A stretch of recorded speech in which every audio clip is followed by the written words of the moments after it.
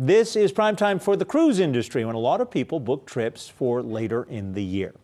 2 passengers on a Carnival Diamond Princess cruise ship in Japan died shortly after disembarking, and about 600 passengers on board have now left the ship following a 2-week quarantine. There were more than 600 who actually were infected with coronavirus.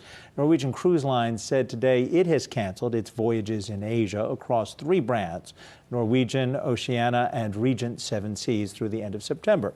The cruise operator stock has been in the spotlight since the start of the coronavirus outbreak, which has resulted in more than 2,000 deaths among more than 75,000 global cases to date. So joining us now on the telephone is James Hardiman, Wedbush Securities Managing Director, Equity Research. And very simple, because we're mixing different companies here. I want to be clear that Norwegian is not the Princess boat, Princess Diamond.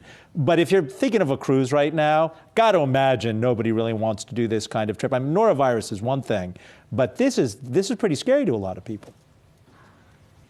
I don't think there's any question. Now, I wouldn't take it as far as to say nobody, right? I think it's safe to say, if you had a scheduled cruise in and around Asia, pretty unlikely that you're going to be getting on that cruise at this point. That's no surprise to anybody. If you're a Western traveler and you were going to the Caribbean or the Mediterranean, I think what today's conversation with Norwegian underscored is that I think booking activity is down, cancellations are up, but the vast majority of people are still taking those cruises. But it doesn't take much to blow a significant hole in the earnings of these companies, as evidenced this morning by Norwegian reporting that, they anticipate a 75-cent hit, at least based on what they know so far, the direct impact. And that doesn't even factor in a number of potential indirect impacts. I mean, this has the potential to go beyond just Asia, though, right? I mean, we're hearing about cases in China. Oh, yeah. We've been focused on that until now, but even in other parts of Asia, we're starting to see cases pop up. I mean, the net result seems to be of all of this globally is that people are kind of rethinking their travel plans right now. So do you see this as a one-quarter event, or is this something that lasts much longer? Oh, no, I think it's safe to say that it's well beyond the first quarter. I think the second quarter is going to be significantly impacted. I think the third quarter, probably more so than the first quarter, honestly, because at least you had a month in the first quarter that wasn't impacted, right? I think the third quarter is impacted, and that's, ultimately Norwegian has pulled all of its ships out of Asia through the end of the third quarter. I think the million-dollar question for me and for investors is twofold. One is this going to impact 2021? And I haven't seen any evidence of that so far. But, you get late enough into the year, right? People book cruises, book cruises for tomorrow. They book cruises for 3, 6, 9 months out. And so, if this makes its way into the fall, I think you're certainly impacting 2021.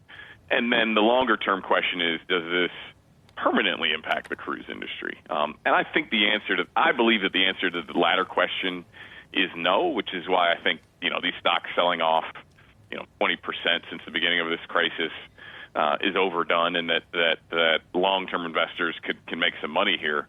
But it's not a layup of a question, right? Certainly as you think about Chinese consumers, the vast majority of whom have never been on a cruise or aren't even familiar with cruises, in a lot of instances, their first exposure to cruise ships is watching the Diamond Princess on the news. And that certainly is not good exposure.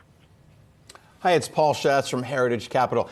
As one who has probably lived his whole life as a contrarian, I would be one, although my wife wouldn't let me, to book a cruise now because I think this will blow over.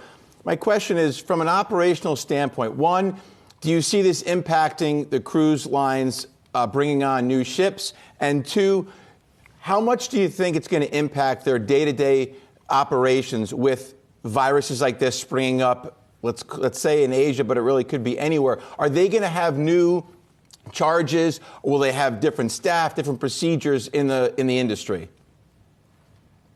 So the answer to the first question, I think is an easy no. I mean, these companies contract to build ships years into the future. So we're all, and there's only a few shipyards, cruise shipyards in the world. And so we pretty much know which ships are coming online through at least 2023, maybe a good portion of 2024 at this point. And I don't expect that to change meaningfully.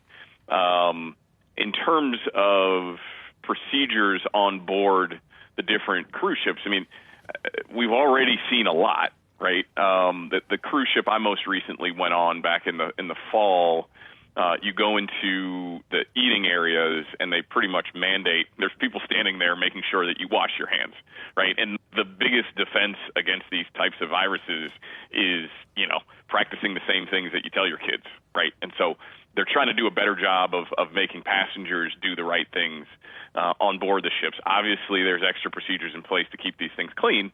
But then in the last few weeks, we've seen additional screening measures, right? So, if you have a temperature as you're trying to get on the ship, they're probably not going to let you on board. In addition to that, if you've been to mainland China within the last, I think they're now saying 30 days, they're not going to let you on board.